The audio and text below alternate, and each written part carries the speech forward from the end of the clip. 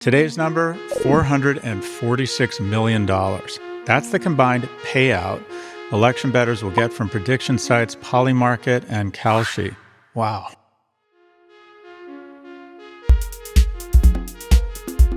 Welcome to Prof G Markets. Today we're discussing winners and losers in the markets under a second Trump term. But first, here with the news is Prof G analyst Ed Elson. Ed, how are you? I'm doing very well today, Scott. The sun is shining. It's a new day. I'm feeling pretty good. How are you feeling? So I don't know if I told you, did I tell you about my Peroni and Xanax prescription? Panics.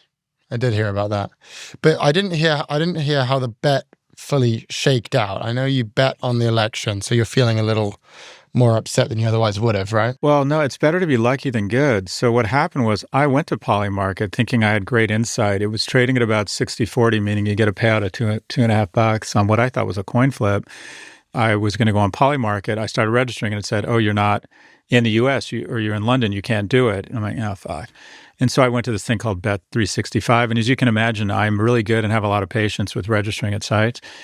So I didn't end up doing it. I thought, I still want to do this. So I did a collared options strategy, and that is I sold in Donald Trump media a bunch of calls at a strike price of 20, thinking it could crash to 20 if she got elected. But because I was worried it might go to 100 or 200, I bought some calls at 60, way out of the money, sort of what I think is referred to as a collared strategy. I got $21 in premium for selling the calls, and it cost me $6 for the insurance on the back end at $60. So a net proceeds of $15. And I also thought that even if he wins, that stock has become a bit of a meme stock or a prediction vessel for the election. But once the prediction is over and it's obvious he wins, we're left with a shitty company. And so I thought there was a decent chance. I knew it would go down if she won, and I thought there was a decent chance it still might go down if he won. Anyways, as we sit here today, I think the stock is fallen up dramatically. I think it's trading at about $28 right now. So I've actually made money on this trade. See above, it's better to be lucky than good. But here's the asterisk here. I'm self-conscious. I like to be transparent about money because I think people should talk about money. This is not investing. This is gambling. I want to be clear. I know I'm gambling. And whenever you write an option, especially if you write calls, I would say be very careful and think about buying calls at a very upper end such that you don't get hurt too badly. And also, don't ever gamble more money than you can afford to lose. And my personal metric is I can lose enough money that it would ruin my morning or my afternoon, but it couldn't even ruin my day. So because be clear, when you are playing with options, 80 or 90% expire worthless. So this is a highly risky strategy. This is not investing. This is gambling. But I was so confident that Harris was going to win that I wanted to play this. And I got lucky by doing this option strategy and the fact that Donald Trump media is no longer seen as a bellwether that he's going to win. He's won. Now it's just a shitty company that's got $3 million in revenues and is hemorrhaging money. But we'll see. There's still time here. They don't expire till next Friday. Okay, so just quick message to our listeners. Please do not short squeeze my boss. Please don't do it. We don't want it to go to 60. And with that, we'll start with the weekly review of Market Vital. The S&P 500 climbed, the dollar strengthened, Bitcoin hit a new record, and the yield on 10-year treasuries spiked. Shifting to the headlines. The Boeing strike is over after workers voted to accept an offer that includes a 43% compounded raise over 4 years. However, the deal does not restore the pension plan, which was a sticking point for many union members. Perplexity CEO Aravind Srinivas has offered to provide technical infrastructure support to the New York Times amid the Tech Guild strike. That offer comes less than a month after the Times sent a cease and desist to Perplexity, demanding the startup stop using its content to train AI models. And finally, shares of data analytics firm Palantir rose 23% to a record high after its earnings beat analyst expectations. The strong earnings were primarily driven by robust U.S. government spending on its products, with the company securing a $100 million military contract. Shares are up more than 218% so far this year. Scott, let's start with Boeing, and I'll just quickly go over the agreement here. So they're getting an immediate 13% bump, followed by 3 more bumps over the next 3 years. So ultimately, over 4 years, when you factor in compounding, they're going to get a 43.65% increase from their current wage. They're also going to get a $12,000 ratification bonus, They are not getting that traditional pension plan that many of them wanted. They're going to get the defined contribution plan. If they invest 8% of their salary into their 401k, Boeing will co-invest that same amount into the 401k. So this kind of turned out the way that we expected. The workers got that pay rise that they were looking for. We predicted that. We said it was a reasonable request. They got it. They didn't get that pension plan. We also predicted that. Scott, your reactions to the end of the Boeing strike? I think you summarized it. This feels right as rain. They hadn't had a raise in, I think, 5 years when inflation was up substantially. 43% is real cabbage. It's a little bit misleading because my understanding is it's over 4 years, so it's more like 8 or 9% a year, I think, if it compounds. Right. 13%, 9%, 9%, 7% specifically. There you go. So it's a real raise. That's going to be hopefully much faster than inflation, so their purchasing power will go up. But yeah, this was an easy call around the pension. Companies can't subject shareholders to a pension plan that might end up becoming like an unexploded device within the company where they have all these obligations after the asset has left the company. So good for Boeing, good for Boeing employees, good for the planet. Perplexity, this is a pure publicity stunt, and it's smart because we're talking about it.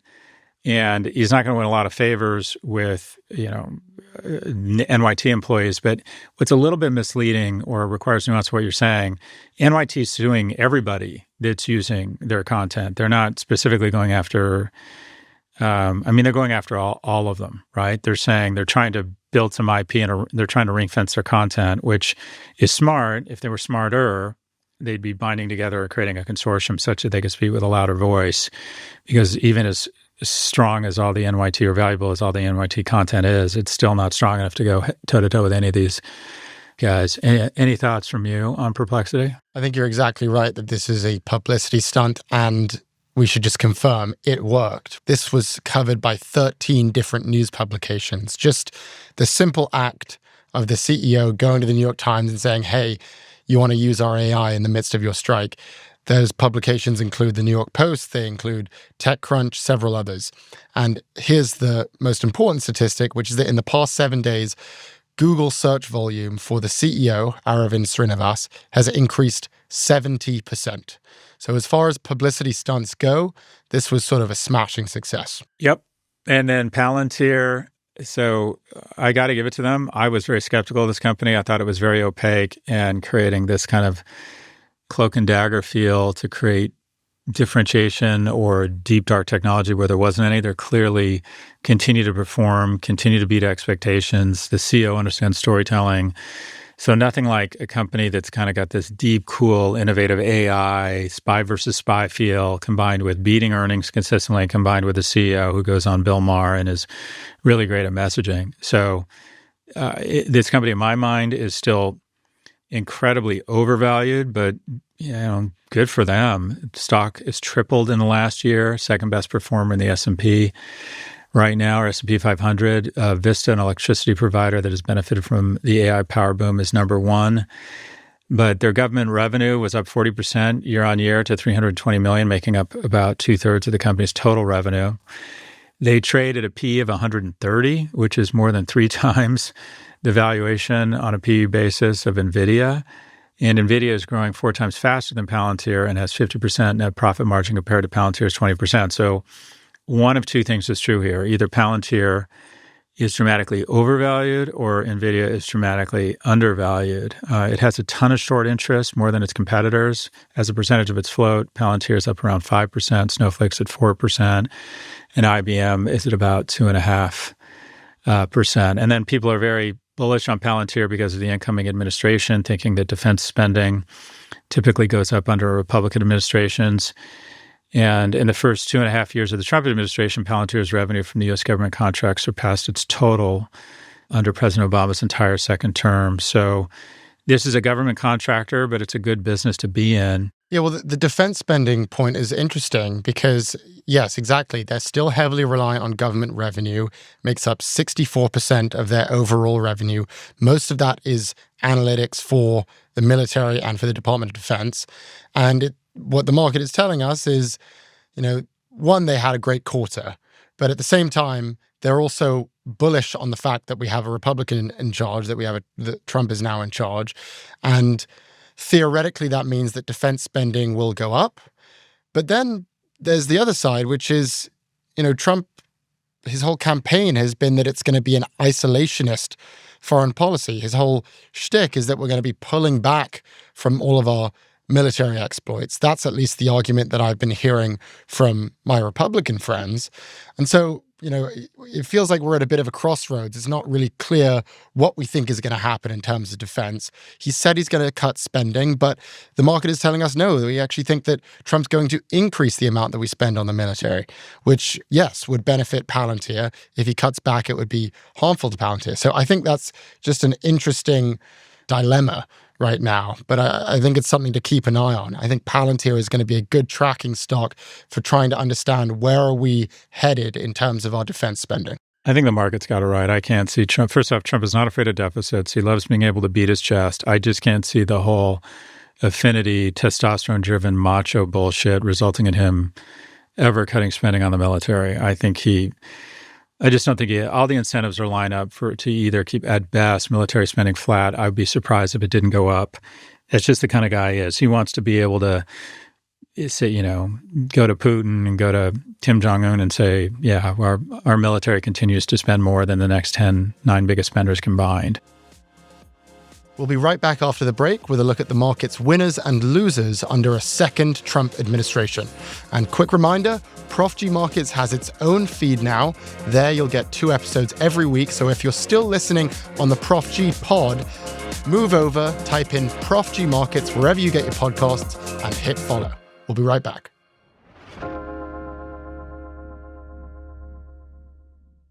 Support for Prof G Markets comes from Vanta. Proving trust is more important than ever, especially when it comes to your security program. Vanta helps centralize program requirements and automates evidence collection for frameworks, including SOC 2, ISO 27001, HIPAA, and more, so you can save time and money and build customer trust. And with Vanta, you get continuous visibility into the state of your controls. Join more than 8,000 global companies, including Atlassian, Flow Health, and Quora, who trust Vanta to manage risk and improve security in real time. Now that's a new way to GRC. Learn more at vanta.com/markets. That's vanta.com/markets. Support for the show comes from the new season of Crucible Moments, a podcast from Sequoia Capital. Did you know that YouTube started as a dating site? Probably not, because it didn't go well. So how did the company pivot from that failure to become the household name it is today? On this season of Crucible Moments, they're going to give you an inside look at that story and more, offering an unvarnished history of some of tech's influential companies told by the founders themselves. You can hear how losing $35 million led the founder of ServiceNow to start his own company, or how a Reddit founder ended up returning to the company just to save the site from itself. Hosted by Rulef Bota of Sequoia, Crucible Moments provides a behind-the-scenes look at some of the most tumultuous and defining milestones in tech history.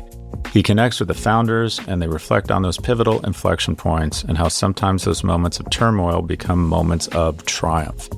Tune in to Season 2 of Crucible Moments now. You can also catch up on Season 1 at cruciblemoments.com or wherever you listen to podcasts. We're back with Prof G Markets. Donald Trump has laid out a broad economic plan for the US that includes tax cuts, tariffs, deportations, a reduction in energy prices, and much more. Over the next 4 years, this plan will affect the economy in a variety of ways. So, Scott, we're just going to look at the market's reaction to Trump's win, and we'll go through some of the winners and some of the losers under this new administration. So we'll start with the winners. Our first winner is the US stock market overall. So the S&P 500 surged, so did the Dow, and this is all in broad expectation of corporate tax cuts. Trump plans to bring down the corporate tax rate from 21% to 15%. In addition, volatility is down as investors finally know the result of the election. So that has been a help for the stock market too. Going to more specific companies and more specific sectors, our second winner is Tesla. So Tesla rose 14% after the election result. Investors believe that Tesla will benefit from this administration, largely due to likely his relationship, Elon Musk's relationship with Donald Trump. But there are some other more concrete economic explanations. So, for example, Trump's China tariffs. As we know, Trump is planning to increase tariffs on China, which will keep Chinese competitors out of the US. And as we've discussed before, one of Tesla's greatest threats is BYD, a Chinese vehicle maker. In addition, Trump plans to remove subsidies for electric vehicles. You would think that would hurt Tesla, and maybe it will, but more likely is that it will hurt small EV makers in the US, the less established and less profitable EV makers. In other words, it is going to solidify Tesla's position as the market leader. And the final implication, which I'd like to get your reaction to, is that Musk might be able to advise on autonomous driving regulations.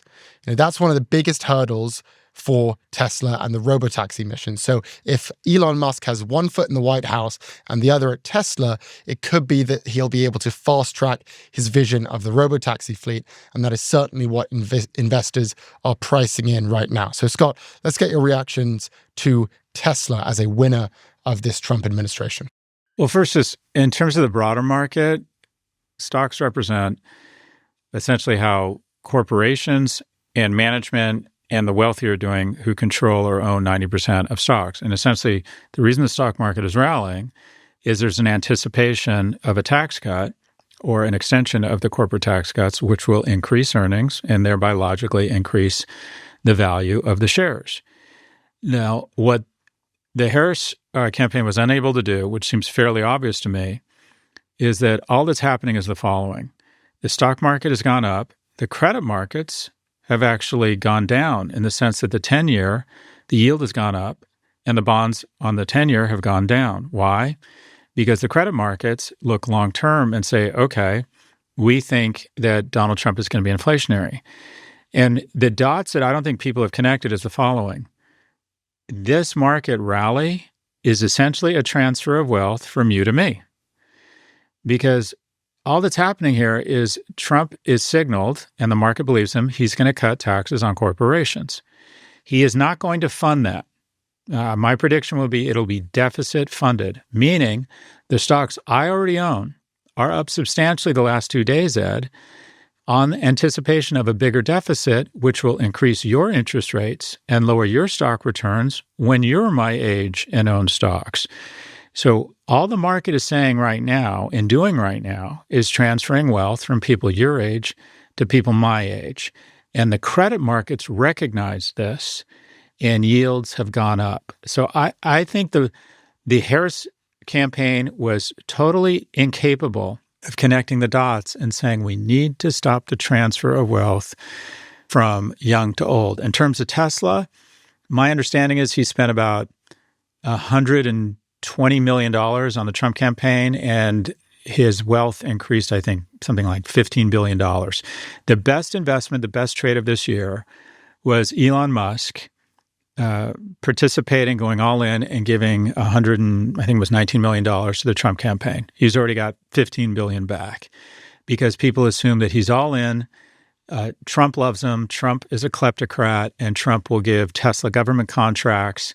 And this will just be really good for Elon, who's going to get to say, I like this regulation because it hurts BYD. I don't like this one because it would hurt me.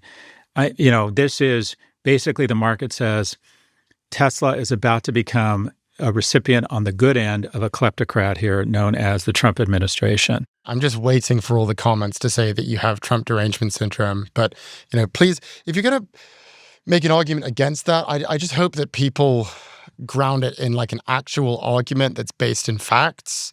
Because I think what you've said is completely fair. And like, that's exactly what the market is pricing in right now. Well, just let me add to that.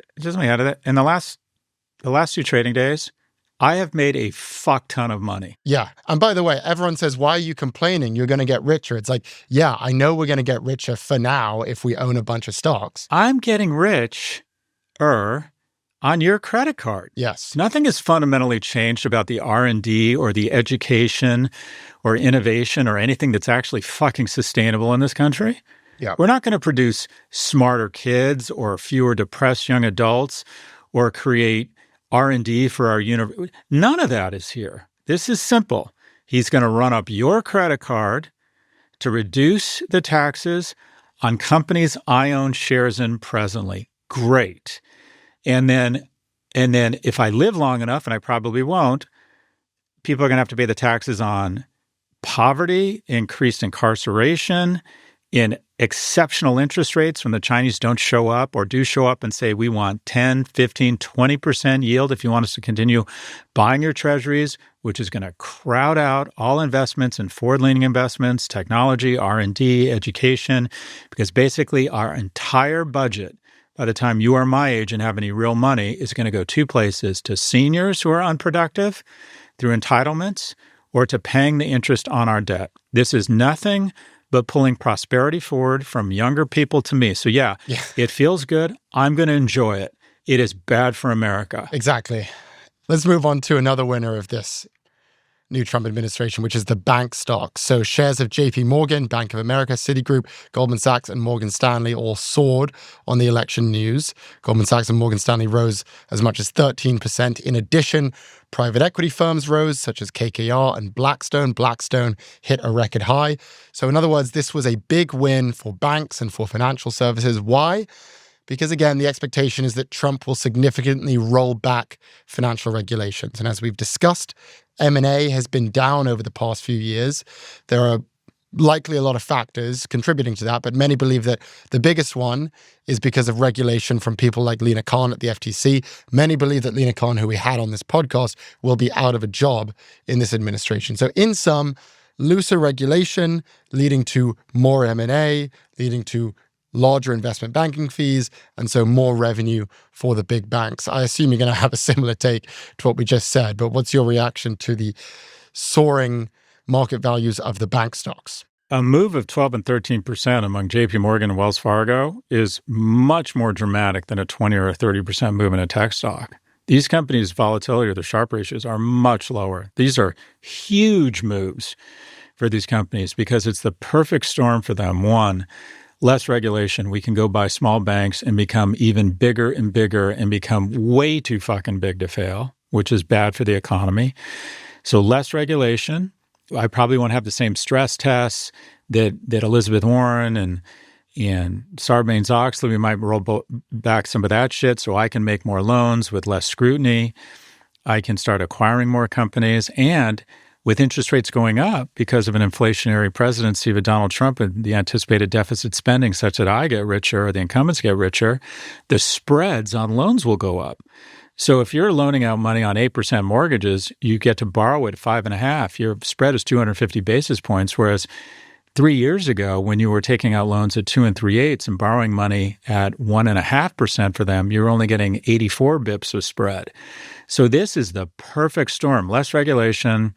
We get bigger and bigger, too big to fail, more spread on our loans. This is nitroglycerin for banks. Yep. And then our final winner here, we have small cap stocks. So these are public companies with smaller market caps, generally speaking, a market cap below $2 billion. These stocks ripped after the election result. The Russell 2000, which includes many of those smaller companies, rose 6% to its highest in nearly 3 years. So what is the market expecting here? Well, one, Trump is reducing the corporate tax rate, so that benefits all American corporations, at least in the short term. As for small caps in particular, many of these companies are very US-centric. So their supply chains are not as global as some of these larger corporations.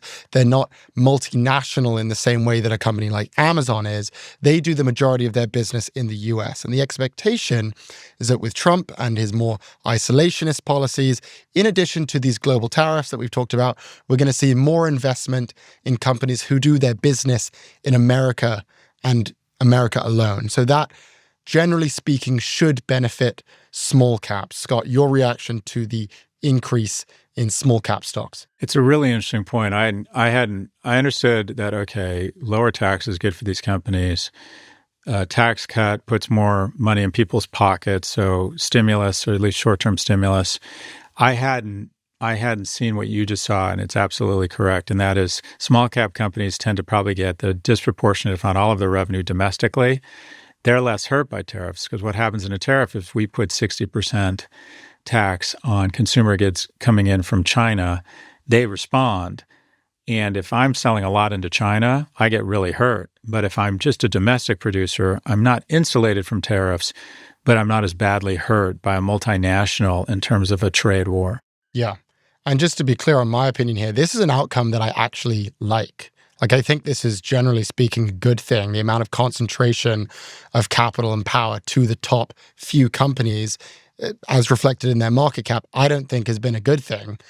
Let's just do one more winner here. It's probably worth mentioning, which is cryptocurrencies. So Bitcoin just hit a record high. The expectation is that Trump is going to have a lot looser and more lenient or kinder regulation to cryptocurrencies. Scott, your reaction to that final winner, particularly Bitcoin? I wouldn't have been surprised if the following conversation took place. He said to the crypto brothers and Andreessen Horowitz, look, you guys figure out a way to raise me $1 billion. I'm going to fire Gensler, and I'm going to announce not only would be less regulation, but on the demand side, I'm going to announce a $1 trillion or, I don't know, $100 billion fund that invests in, I'm going to do something that puts not only limits regulation, but creates more demand for this, for cryptocurrencies.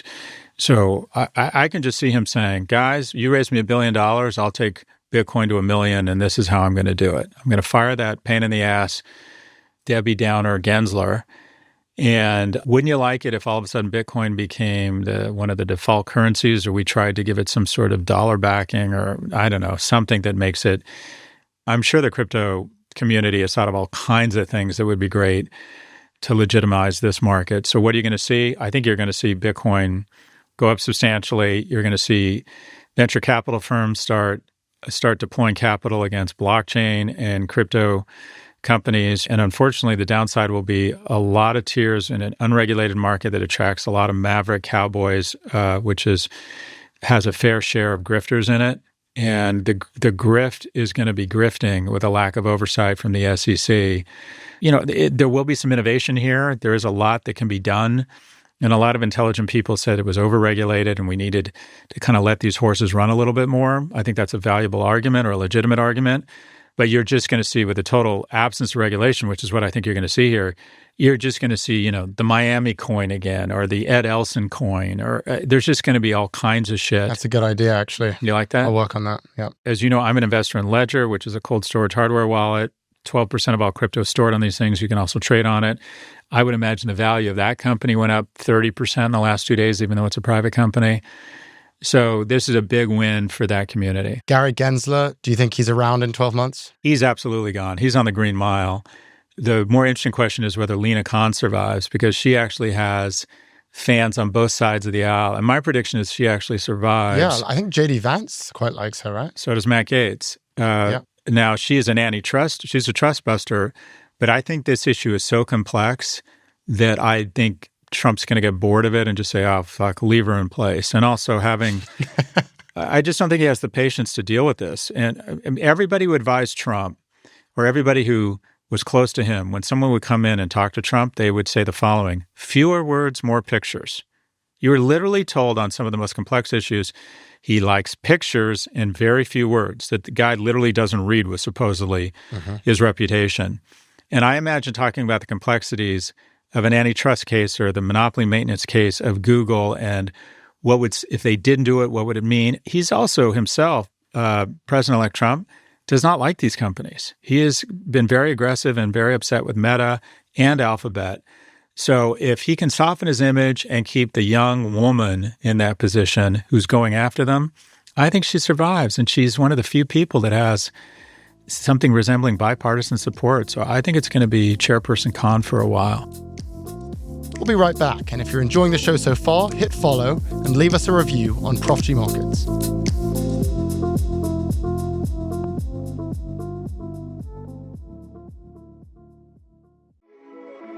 Support for Prof G Markets comes from Mint Mobile. Don't you hate it when you go to pay for something and then find out the actual price is way higher than what you thought it was? Seems to happen all the time with big cellular providers. Well, with Mint Mobile, you'll never have to worry about gotcha fees ever again. When Mint Mobile says you pay $15 a month when you purchase a 3-month plan, they mean it.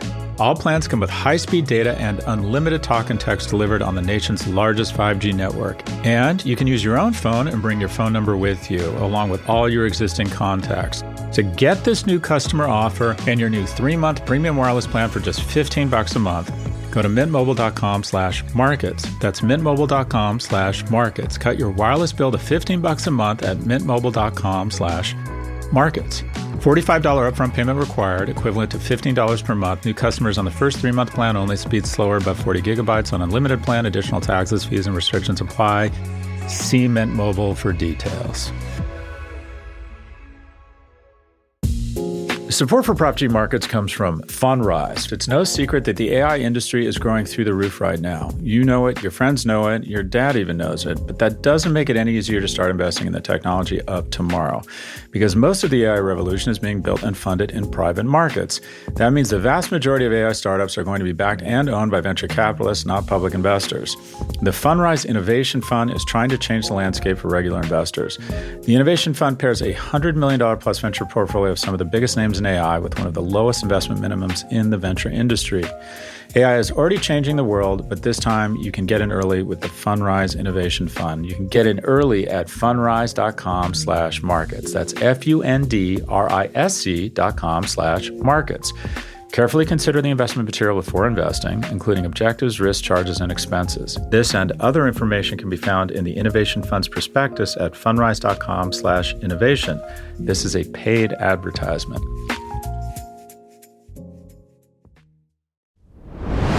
We're back with Prof G Markets. Let's move on to the losers. So our first loser on the list here is clean energy stocks. So solar stocks plummeted, wind energy stocks plummeted. Basically, all the renewable stocks tanked after this result. Why? Pretty expected. Trump wants to put these renewable energy projects on hold. He wants to leave the Paris Climate Agreement. He wants to repeal the Inflation Reduction Act. He wants to scrap our offshore wind projects. That obviously harms the revenues of clean energy companies. It helps fossil fuel companies. So we've seen stocks like ExxonMobil up. Natural gas companies like EQT and Antero, they also rose pretty sharply. I think most people understand this, so let's not dwell on it, but perhaps you have a brief thought on the fact that clean energy is getting a little bit taken to the woodshed right now. I woke up on November the 5th and I thought, let me get this, 2 really qualified women have been beaten by a man who is a convicted felon, inspired an insurrection, and has been found guilty of rape. I feel like there's just no getting around it. The misogynist tendencies, and I don't use that word lightly, in the U.S. still runs pretty deep. And strangely enough, I think it's affected here, and that is anything associated with estrogen, anything that's seen as feminine in its energy quality, wind, solar.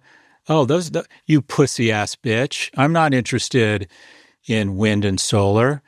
However, I actually think in a strange way, this is going to be really good for nuclear, because nuclear, for whatever reason, is seen as badass. Wait, didn't that fry a bunch of Russians in that whole Chernobyl? For some reason, nuclear has a macho feel to it. And I realize how ridiculous. This election was won on a very manosphere impression of masculinity. When I look at the results, who showed up, who didn't, no one gave a shit about bodily autonomy. And I know that's hard to say, but they didn't believe President Trump was that pro-life. 5 of the 7 referendums on bodily autonomy passed, so people think the states are handling it. They just didn't care. Fewer women voted for Harris than voted for Biden. Bodily autonomy played no role. What showed up was young men, fears about how young people are doing, and an embrace of the manosphere, that you Democrats are too fucking sensitive. Stop lecturing us. Stop acting so high and mighty. Stop being such snowflakes and so offended at everything for us. Stop being so feminine. It's like this giant fear and upset that our society is becoming feminized. I think that's a really good point, especially when it comes to certain companies and people. Like the thing that Elon Musk cracked was that he figured out a way to make electric vehicles feel macho and masculine. Yeah, and as soon as he did that, suddenly the people like Trump were on board. I think that's definitely true of nuclear. I'd love to somehow create like a rubric of which companies and which products are more feminine versus masculine. And I bet we could figure out a perfect line between Democrat and Republican support for those initiatives, right? I like that, yeah. My next podcast is just going to be called Gorilla Semen. That'll win them over. Suddenly we'll stop being beta snowflakes as soon as we call it that. Yeah. The new government contract podcast, Gorilla Semen. I really like that take. Let's move on to our second loser, which is companies that are exposed to this new tariff policy. So these are companies whose businesses are reliant on importing goods into the US. So that's a very broad category. There are many types of companies who fall into that category. So in retail, you've got companies like Williams-Sonoma, you got Best Buy, Nike. These are companies that have highly international supply chains. And so when the tariffs come about, or if the tariffs come about, it'll just make everything they do more expensive. People said we were going to see it in tech. So there was some concern that these tech companies that import their chips from abroad would be affected. That was a big concern. We actually haven't really seen that yet. Some tech companies dropped a little bit on the election result, but broadly speaking, they're bouncing back. So the jury is still out on whether this administration and the tariff policies will benefit or harm tech. What is clear, though, is that if you are an American company and you rely heavily on an international supply chain, you are very nervous right now. You are trying to bring all of your supply chain, you're trying to bring everything back to the US. So, Scott, your reaction to tariff-exposed companies being a loser in the Trump administration? Republicans are supposed to be the more fiscally minded or better on business, right? And I can see at least a handful of Republican senators and or representatives saying, 88% of our gifts under the Christmas tree that good consumers work all year to be able to afford come from China, and we don't need to raise costs. I think there will be tariffs. The ones in place will either stay or get increased. I don't think it's going to be anything near what he's proposing, because anyone who can do math is going to be able to find 5 or 7 Republicans to say this is a really bad idea. And the way for you to look really smart is to say this would hurt the good people of Alabama and raise their costs or, their costs for whatever, tires or tractors by 22%. And the farmers in Iowa, it would raise the cost of whatever it is, feed imported from, you name it, Ecuador by 15. As soon as people actually do the math and see what's going to happen in terms of impact at a ground level, you're going to see all sorts of constituents pop up and say, basically, what the fuck? And it's going to stiffen the backbone of some Republicans to say, I am not down.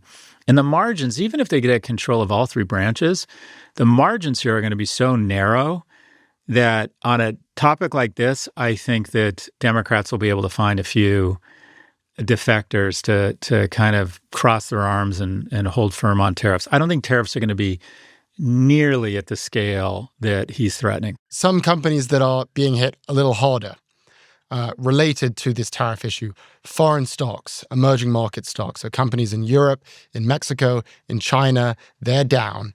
Many of these companies rely on selling stuff to Americans. So let's just focus on Germany as an example. BMW is down, Porsche is down, Mercedes is down, Volkswagen is down.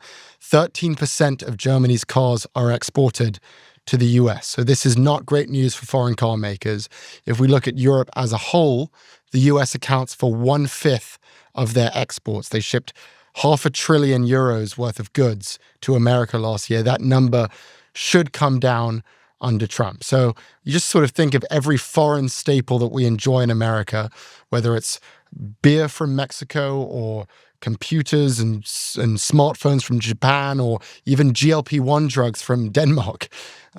If you're in that business and you need to ship it over to America, you are hurting at least a little bit right now based on the market's reaction. Scott, your reaction to what's happening to foreign stocks right now? Well, I think there's you have to discern the difference between kind of foreign supplies, if you are, foreign suppliers, and then foreign competitors. And that is, I think there will be, he'll see a political win in showing up to Michigan and Detroit and saying, we're going to increase demand for Ford because the trade relationship with Germany is asymmetric, so I'm announcing a 15% tax on all cars coming from Germany.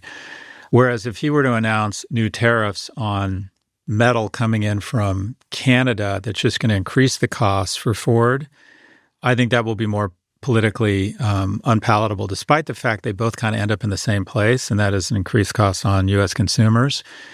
But I don't know if it would be much easier for him to put a tariff on a product where there's an American substitute, at least in the short run, not recognizing over time all that means is that American companies have less competition, take advantage of that, and increase their prices, thereby raising prices and creating inflation on American consumers.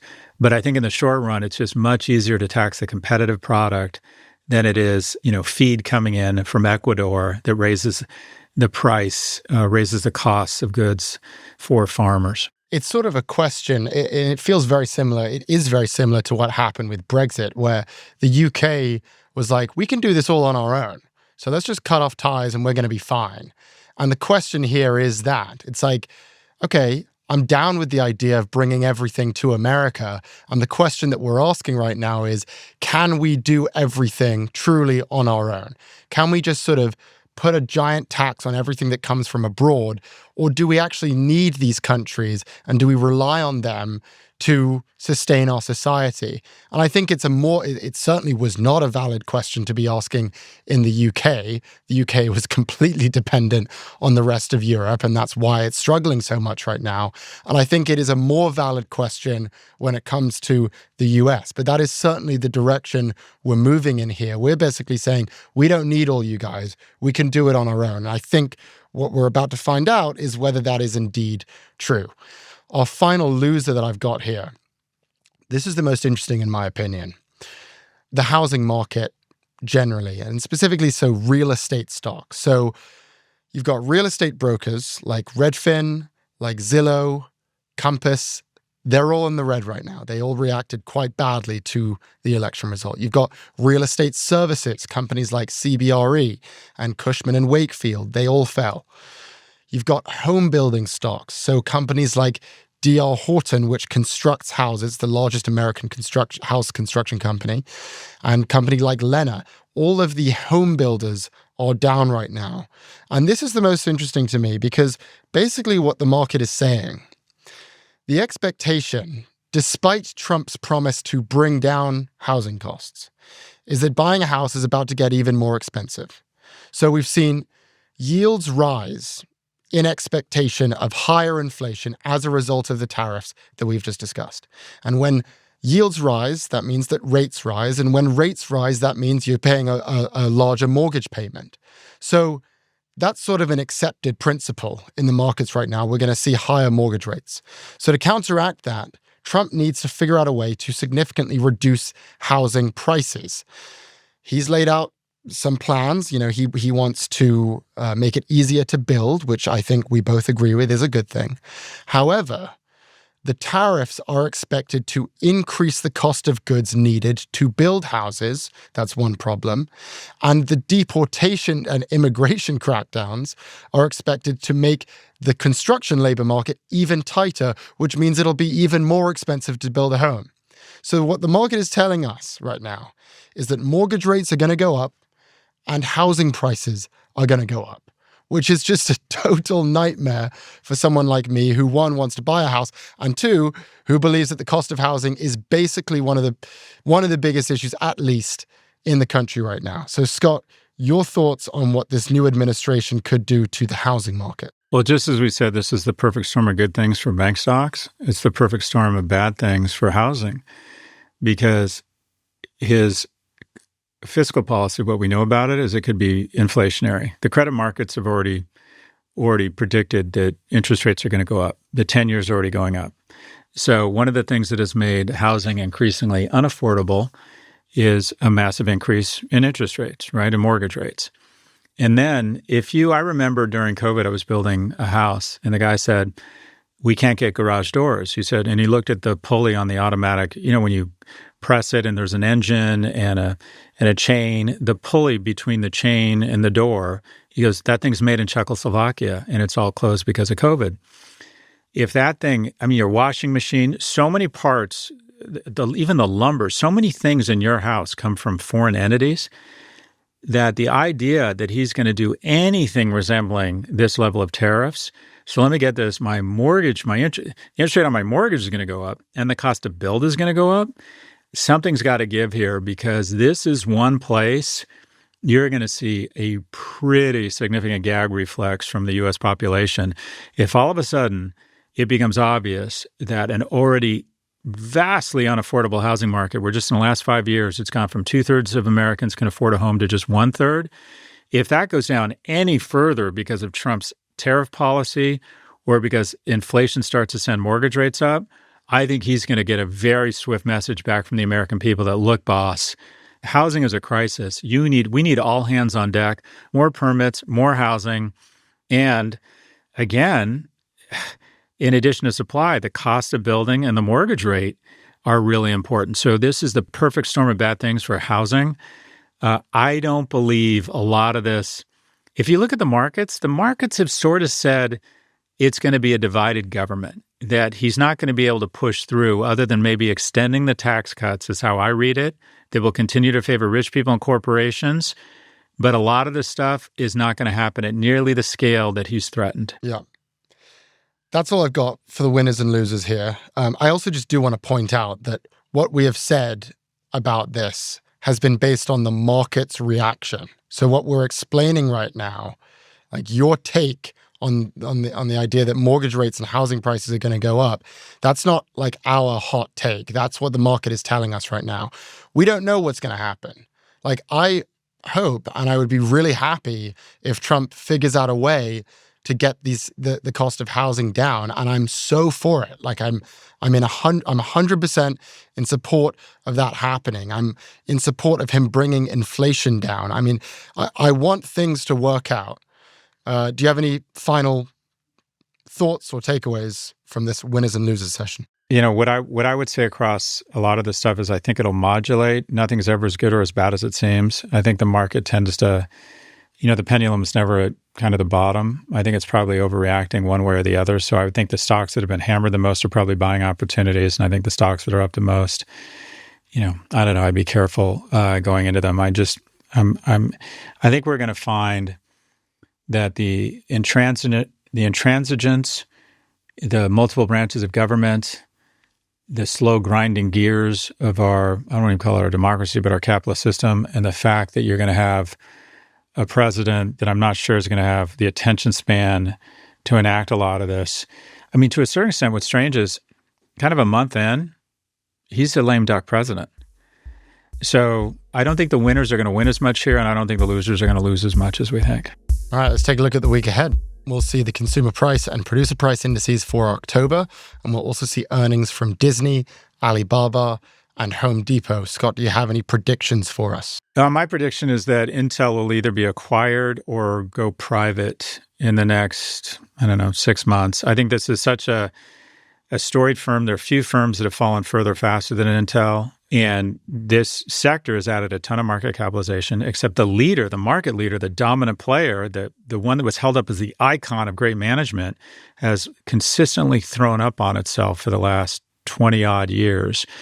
And I think the stock's gotten to the point where there's so much IP, so many supplier relationships, so few companies that can produce this type of very complex, capital-intensive product, heavy design product, and it's trading at, I think, 1/30th the value of NVIDIA, that if this thing shows any pulse, it will triple, except I think the changes in investments it needs to make would be more easily done outside of the purview of the public markets. So if it's not acquired, I think that somebody shows up and takes it private. Thank you for watching this version of Prof G Markets. Check out our pod feed for office hours on Wednesday, and we'll be back with a fresh take on markets every Monday.